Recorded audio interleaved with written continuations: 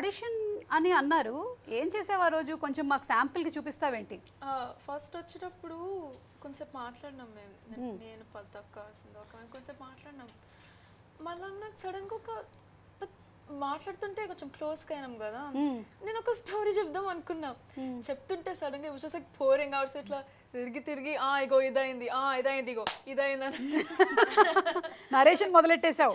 నాన్నలో ఉండే కళలు ఉన్నాయి నీలో. నరేషన్ మొదలెట్టేసావు నువ్వు. నేను చాలా ఎక్స్ట్రోవర్టెడ్ కదా, అందుకే ఇట్లా ఫస్ట్ కంఫర్టబుల్ అయినాక అంతే వచ్చేస్తుంది, నా ట్రూ పర్సనాలిటీ వచ్చేస్తుంది బయటికి.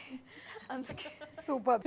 ఇంతకీ ఇది గాంధీ తాత చెట్ట, గాంధీ తాత చెట్ట, గాంధీ తాత చెట్ట, ఎలా ఎలా దీన్ని ఎలా మేము మాడ్యులేట్ చేసి పలకాలి?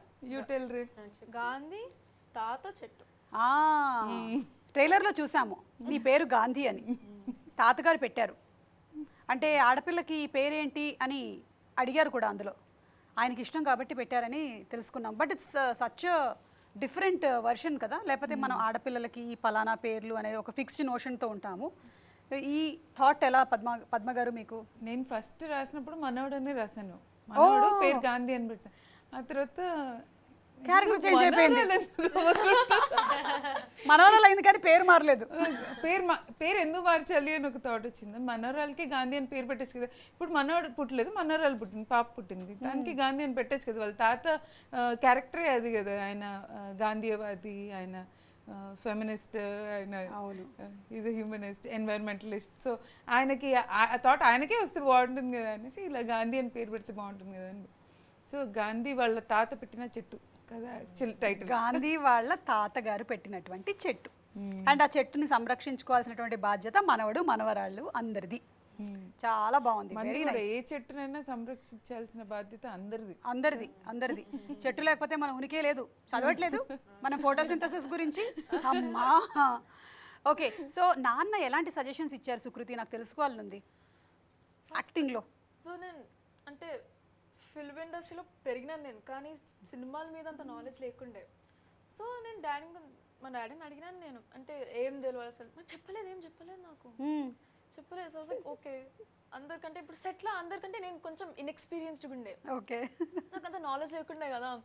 మా నాన్న కూడా ఏం చెప్పలేదు. So I'll go with the flow అని అట్లనే స్లోగా. So he did not say any suggestions, ఏమీ ఇవ్వలేదు, నథింగ్. కవిత గారు మీరేమైనా సుకుమార్ గారికి పుష్ప 2 ఇలా తీయండి, ఈ షార్ట్ ఇలా బాగుంటుంది, ఈ సాంగ్ ఆ ఫీలింగ్ సాంగ్ ఇవన్నీ వాటికి షార్ట్స్ కంపోజిషన్స్ ఇలా ఉంటే బాగుంటుంది ఏమైనా చెప్పారా? ఊరికే అడుగుతున్నా. చెప్పలేదు ఆయనకు చెప్పే అంత లేదు కానీ, బట్ అంటే ఫీలింగ్ సాంగ్ అని కాదు కానీ, బట్ హస్బెండ్ వైఫ్ లవ్ మధ్య మాత్రం మొత్తం అవన్నీ కాపీ చేశారు.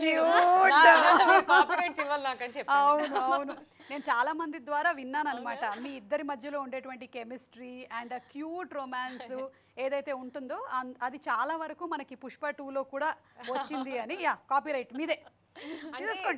మరి అందులో కొంచెం మార్చి చేశారు ఏంటంటే, జనరల్లీ ఏదైనా మాట్లాడాలి అనుకున్నప్పుడు నేను సుగుతో మాట్లాడడానికి వెళ్ళినప్పుడు ఆయన దగ్గరికి, సరే నేను సాయంత్రం వస్తాను కదా మాట్లాడతాను, నువ్వేం రావు సాయంత్రం, నువ్వు ఇప్పుడే విను అని చెప్పేది అనమాట. నేను అది అలా పెట్టుకున్నారు కానీ జనరల్లీ అలాగే ఉంటుంది కాన్వర్సేషన్ ఆయనకి నాకు మధ్య.